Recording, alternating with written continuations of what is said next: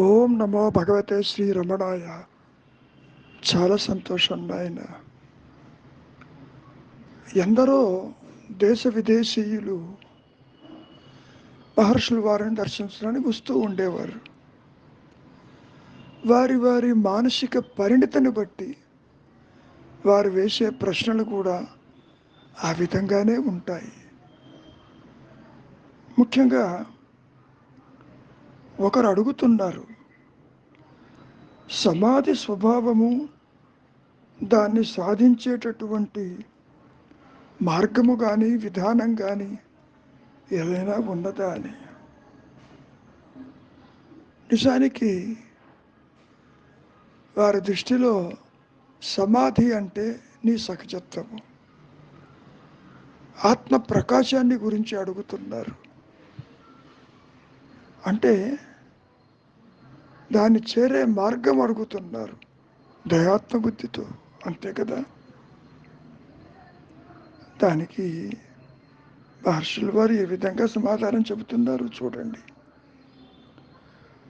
సమాధి యొక్క స్వభావాన్ని, అందు ప్రవేశించే మార్గాన్ని అడుగుతున్నతడు అడిగేవాడు ఉన్నాడేమో చూడు. అతడు మాయమైనప్పుడు మిగిలేది సమాధేను, మిగిలేది ఆత్మేను, మిగిలేది ఎరుకేను. అంటే ప్రశ్నించేవాడే ప్రశ్నార్థకము అని అర్థం. ప్రశ్నించేవాడు నిజంగా ఉంటే మార్గము చూపించవచ్చు. ప్రశ్నించేవాడే అక్కడ లేడే. మరి ప్రశ్నించేవాడు లేకపోతే, ఆలోచనలు లేకపోతే ఉన్నది మరి సమాధి స్థితే. సమాధి అనే మాట కంటే ఉన్నానన్న ఎరుక మాత్రమే నీ సహజత్వంగా నీవు నిలిచి ఉంటావు. ఈ లోపల చాడ్విక్ అనేటువంటి విదేశీయుడు ఒక మాట అన్నారు, మహాత్ముల దృష్టి ఉంటే చాలు, మిగిలిన ఏ ప్రక్రియలతో పని లేదు అంటూ మహర్షి ఎదుటే చెప్పుకొచ్చారు. నిజమే, ఆ దృష్టి వ్యక్తిని శుద్ధుణ్ణి చేస్తుంది. ఇక్కడ దృష్టి అంటే జ్ఞానము. చక్షువులతోటి కళ్ళతోటి చూసి గ్రహించేది కాదది. నేను చూస్తున్నాను అనే దానిలో నేను జ్ఞానమై ఇంద్రియముల ద్వారా అది దేన్ని గ్రహిస్తుందో దాన్ని గుర్తిస్తుంది కదా మరి. కాబట్టి దృష్టి అనే పదం చూపు అనిగా మనం తీసుకోవటానికి వీలు లేదు. చూచే నేను జ్ఞానము. ఎప్పుడైతే ఆ జ్ఞాన దృష్టి లోపల నుంచి ఆత్మగా అది తనకు తానుగా నిలిచి ఉంటుందో అప్పుడు ఈ మనస్సుని, ఈ అహంకారాన్ని శుద్ధి చేయటం జరుగుతుంది. నిజానికి ఆ ప్యూరిఫికేషన్ కంటికి కనపడదు. బాగా అర్థం కావాలి అంటే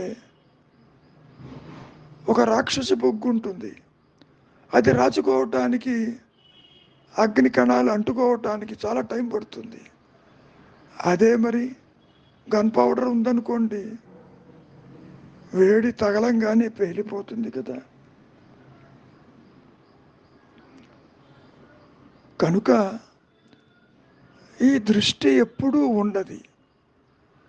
ఈ జ్ఞాన దృష్టి అనేది గురువు భౌతికంగా నీకు ఇచ్చేది కాదు. గురువు సూచిస్తాడు, నేను అనే జ్ఞానము నీలోనే ఉన్నది, లుక్ విదిన్ అని చెప్పటానికే భౌతికమైన గురువు సూచిస్తాడు. అంతేగాని ఆయన యొక్క కంటి చూపు ఎవరి మీదన్నా పడితే వారు ముక్తులవుతారని కాదు. కన్ను చూచి గుర్తుపట్టేది ఎవరు? జ్ఞానమే కదా. ఇంకో విషయం అడుగుతున్నారు. ధ్యానించేటప్పుడు నేను ఒక దశకు చేరుకుంటాను,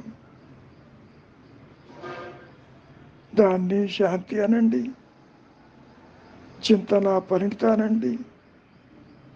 మరి ఆ తరువాత ఉన్న స్థితి ఏమిటి? దానికి మహర్షుల వారు శాంతి అది ఆత్మానుభవమే. దాన్ని చెదిరిపోకుండా నీవు నిలిచి ఉండు. ప్రతి ఒక్కరూ ఈ మాయలో పరమశాంతినే కోరుకుంటారు, దాన్ని లక్ష్యంగా కూడా ఉంచుతారు. నీ సహజత్వమే శాంతిమయము. నేను ఉన్నానన్న జ్ఞానమే అన్యత్వము లేకుండా సత్ చిత్ ఆనందంగా పరమశాంతితో ఉంటుంది. అది అక్కడ అహంకారానికి అవకాశమే లేదు సుమా. కారణం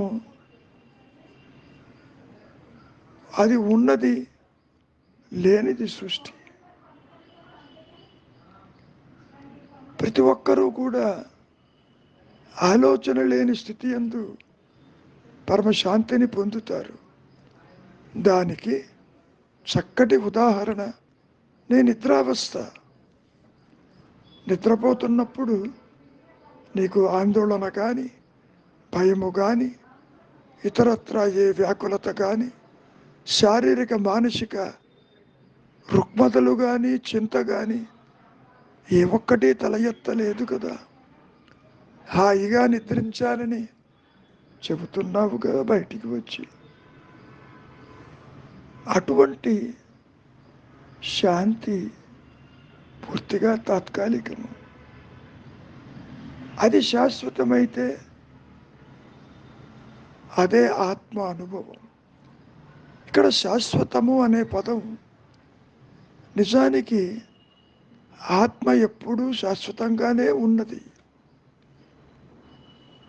నీ మనస్సు మాటి మాటికి ప్రాపంచిక విషయ వాసనల జోలికి పరిగెడుతుంది కాబట్టి మూలము విడిచి ఉన్నట్లుగా అనిపిస్తుంది. ఎప్పుడైతే నీ సహజత్వాన్ని నీ ఉనికిగా అలవాటు చేసుకుంటావో అప్పుడు అది ఆత్మ అనుభవమే. మరి ఆత్మజ్ఞానము చేత తన ఉనికిని తానుగా గుర్తించి అన్యత్వము లేక అది ప్రకాశిస్తూనే ఉన్న సంగతి నీకే ఆత్మగా తెలుస్తుంది. నీకే అంటే అహంకారానికి కాదు. నీవు ఇప్పుడు కూడా ఆత్మవే. ఆత్మని విడిచి దేహాత్మ బుద్ధి ఉండదు. ఒకటే నేను ఉంటుంది, రెండు నేనులు లేవు. దేహాత్మ బుద్ధి నేను, ఆత్మ నేను అంటూ ఉండదు.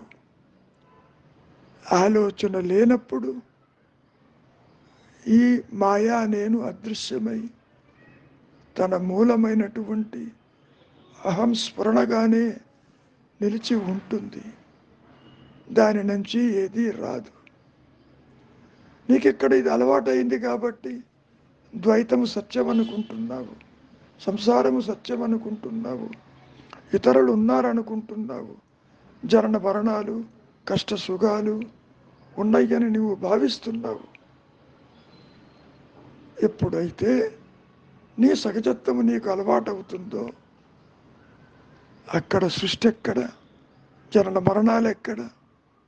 వాటిని చూచేవాడెవడు? ఉండడుగా. ఆత్మ దేనిని చూడదు. ఇది సర్వానికి ఆధారమే కానీ తనకు తానుగా నిలిచి ఉన్నటువంటి ఏకైక సత్యస్థితే నీ సహజత్వము. అదే ఆత్మస్థితి, అదే సమాధి, అదే ఉన్న సత్యము. మంచిది. మౌనమే నీ సహజత్వం.